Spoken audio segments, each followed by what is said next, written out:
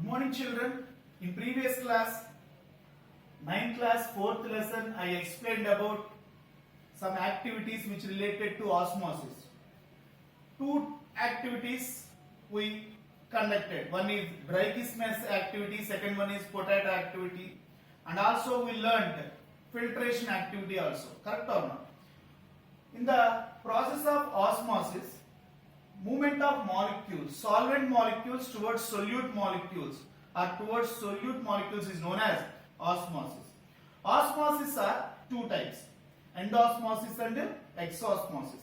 Endosmosis means movement of molecules inside of the cells is known as endosmosis. Exosmosis means movement of molecules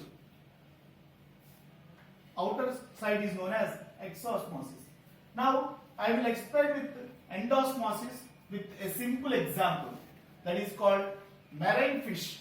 All we know that marine fish. Marine fish means the fish which live in sea water known as marine fish. If you will keep marine fish in freshwater aquarium, if you will keep marine fish in freshwater aquarium, the marine fish have more salts in their body. Salt content will be more in the marine fish. If you will observe in fresh water, we can find out less water, less salt in the fresh water. What will happen here? The fresh water may enter into the marine fish in the process of endosmosis. Here, the less salt content present in fresh water moves into the marine fish. This process is known as endosmosis. So, the more fresh water enter into the marine fish in the process of endosmosis, after some time what will happen? The cells of fish may burst and the fish dies. That is called endosmosis. Again I will explain about osmosis definition.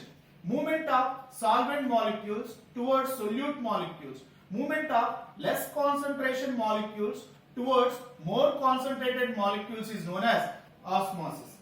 Next I will explain about another topic that is called diffusion. What is meant by diffusion? Movement of molecules from higher concentration to lower concentration is known as diffusion. If you will observe in osmosis, we can find out selectively permeable membrane or semi-permeable membrane. Here we cannot find out any membrane. In diffusion we cannot find out any membrane. Movement of molecules from higher concentration to lower concentration is known as diffusion. I will explain diffusion with the help of a simple example. Take one deodorant or body spray. Stand in a corner of room. Now spray the deodorant in the corner of the room. What will happen? If you will observe sometime, the smell of deodorant spread eventually or equally over the room. That is called diffusion. Here at the time of spraying, the concentration of scent smell is more in the corner of the room and the smell may spread equally throughout the room. That is called diffusion. And I will explain diffusion with the help of another example. For this you have to take a beaker. And make a coffee powder ball like this, and fill the beaker with tap water. Leave it for some time without disturbance. Keep it in mind. Leave it for some time without disturbance. After some time, the coffee powder molecules diffuse. Towards the water. So after some time, if you will observe, the total water will turns into brown color due to the diffusion of coffee molecules equally into the water. This is called diffusion. Another activity which explain about diffusion. Take another beaker and fill with water, again tap water. Now pour some potassium permanganate crystals. Potassium permanganate crystals means KM KMnO4 crystal into the water. After some time, if you will observe that KMnO4 crystals spread, or the molecules of KMnO4 crystals spread towards the solvent molecules. So this is called diffusion. Here, what is the definition of diffusion? Movement of solute molecules towards solvent molecules is known as diffusion. If you will observe in osmosis, movement of solvent molecules towards solute molecules is known as osmosis. So this is about diffusion. Now, in our daily life, diffusion is useful in many ways. What are the ways which useful in our daily life with the help of diffusion? First one is smell of cookies or smell of food material. Smell of food material. When your mother preparing food material, the smell of food material will be spread with the help of diffusion. And also smell of agarbatti.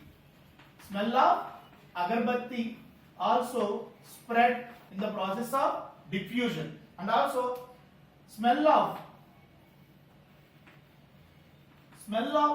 tea also spread in the process of diffusion. And also, if you use to control mosquito population, we will use jet or mosquito coils. The smell of mosquito coils also spread in the process of diffusion. These are the ways where diffusion is useful in our daily life. Now I will explain about the differences between diffusion and osmosis. Diffusion and osmosis. What are the major differences between diffusion and osmosis? First one is diffusion. Movement of molecules from higher concentration to lower concentration is called diffusion. If you observe in osmosis, movement of molecules from lower concentration to higher concentration is known as osmosis. Here, movement of molecules from higher to lower. Here, movement of molecules from lower to higher is known as osmosis. If you will observe in diffusion, we cannot find out semi-permeable membrane. What is that? Semi-permeable membrane. Here, if you will observe in osmosis, semi-permeable membrane is needed. Semi-permeable membrane is essential. If you will observe in previous activities, we used dry kismis and potato. If you will observe in the activities, we can find out that the dry kismis or potato acts as semi-permeable membrane. For example, if you will take egg layer, egg membrane also acts as semi-permeable membrane. Diffusion takes place in gases. Diffusion takes place in gases and liquids. If you will take osmosis takes place in solids, liquids and gases. Osmosis takes place in solids, liquids and gases. Diffusion is a physical process. Osmosis is a physical and physiological process. What is meant by physiological process means this process also takes place in our body, in our day-to-day life activities. Already I explained in previous class what that activities which helpful osmosis in our body. One is waste material send outside of the body in the process of osmosis. Plants also get water and minerals in the process of osmosis. That is called physiological process. Physiological means the process which takes place in our body is known as physiological process. These are the four differences between diffusion and osmosis. Once again, I repeat the four differences between diffusion and osmosis, very important in the exam point of view. First one is diffusion. Movement of molecules from higher concentration to lower concentration is known as diffusion. Osmosis. Movement of molecules from lower concentration to higher concentration means movement of solvent molecules towards solute molecules is known as osmosis. Diffusion takes place in liquids and gases. Osmosis takes place in gases and liquids. Next, diffusion is a physical process. Osmosis is a physical and physiological process. In diffusion, semi-permeable membrane is not needed. If you will observe in osmosis, semi-permeable membrane is needed. So this is about diffusion and osmosis. Next topic, Thomas Graham. Graham's law of diffusion. Graham's law of diffusion. A scientist called Thomas Graham is a Scottish physical chemist. Discovered a law known as Graham's law of diffusion. What is meant by Graham's law of diffusion? The substances which soluble in any medium, either air or water, will diffuse freely or easily compared to the insoluble substance. What is that? Once again I repeat, Graham's law of diffusion very important. Graham's law of diffusion indicates the more soluble substance in any medium, either air or water, spread freely compared to the insoluble substance. The more soluble substance diffuse very easily compared to the insoluble substance. That is called Graham's law of diffusion. Next, I will explain another topic in osmosis, that is called dialysis. Do you know about dialysis, children? Dialysis is a artificial process which helps to separate waste material from the body. This was discovered by William Kolff. What is meant by dialysis? It is an artificial process which helps to separate waste material from the body of kidney failure patients. Do you know, children, kidney failure? When kidneys are not functioning properly, kidneys consist of cells, small cells known as nephrons. When nephrons does not function properly, kidney filtering does not take place. Kidney cannot do their function. On that time, we use an artificial way, that is called dialysis. We will discuss about dialysis in 10th class, 4th lesson. Okay? Dialysis means it is a process which helpful to removal of waste material from the body artificially, known as dialysis. Do you know, children?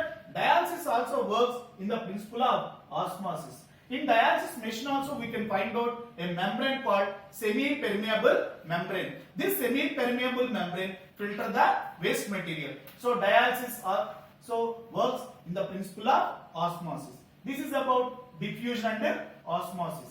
Now I will explain about the keywords which related to lesson 4. First one is diffusion. What is meant by diffusion? Movement of molecules from high concentration to lower concentration is known as diffusion. In diffusion we cannot find out semi-permeable membrane. Osmosis. Movement of solvent molecules towards solute molecules through semi-permeable membrane is known as osmosis.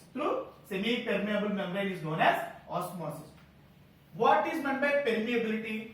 Allow certain materials, allow or exit such materials is known as permeability. Entry or exit of different types of materials, useful or harmful materials. Already we learned which materials enter into the cell, which material come outside of the cell, that is called permeability. Semi-permeable membrane.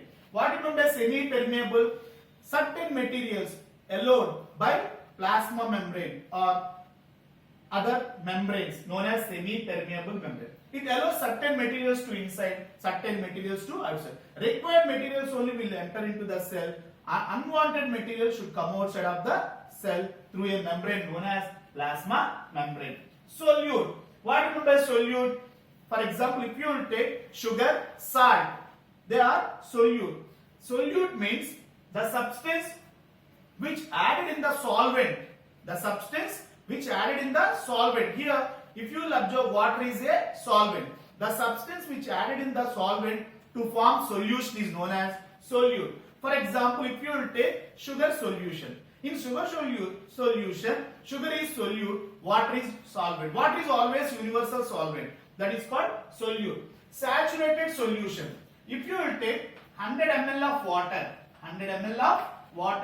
take 100 ml of water, in that add some sugar or salt. Stir it well. Mix it well. That is called saturated solution. The 100 ml of water, if you in 100 ml of water, if you add a teaspoon of sugar or salt to form saturated solution, that is saturated sugar solution or saturated salt solution. These are the keywords which related to lesson 4 plasma membrane. Okay children, in the next class I will explain about the whole topic plasma membrane once again in the next class. Thank you children.